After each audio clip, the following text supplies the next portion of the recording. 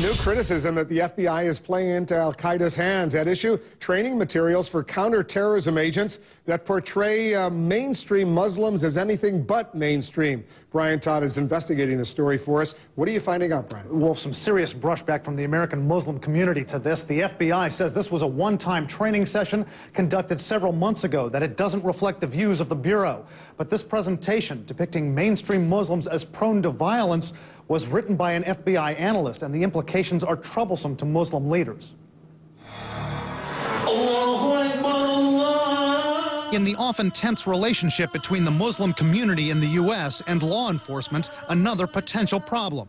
Fallout over an FBI training presentation which claimed that mainstream Muslims sympathize with militants. Wired magazine says it obtained slide presentations from FBI whistleblowers, slides that were shown at the Bureau's training facility in Quantico, Virginia. In a series of slides entitled Strategic Themes and Drivers in Islamic Law, it says the Prophet Muhammad ordered the assassinations and executions of his critics. That Islam's worldview is that there can be no peace between Islam and others until Dar al-Islam conquers and assimilates its adversaries. And it characterizes Muhammad as a cult leader for a small inner circle. James Zogby of the Arab American Institute calls the cult reference horrific, says Muhammad didn't order his opponents to be killed. I read him another passage. Then he says the strategic themes animating these Islamic values are not fringe, they are mainstream. Yeah. What do you make? Look, again, I say this is the propaganda of the Islamophobes. This is what they've been preaching. This is why they've been stopping the building of mosques. They want to paint an entire community, an entire faith community, as extremist and radical and violent and prone to violence. It's bigotry of the worst sort.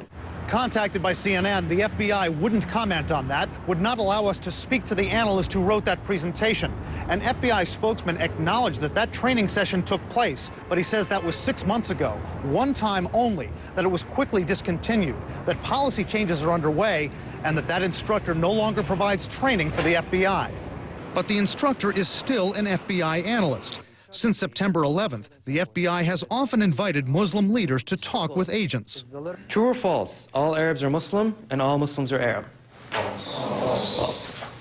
I asked former FBI Assistant Director Tom Fuentes if the counter-terror agents he's dealt with would believe any of the points in that presentation. No, they don't believe it. And they furthermore believe strenuously in a strong outreach program.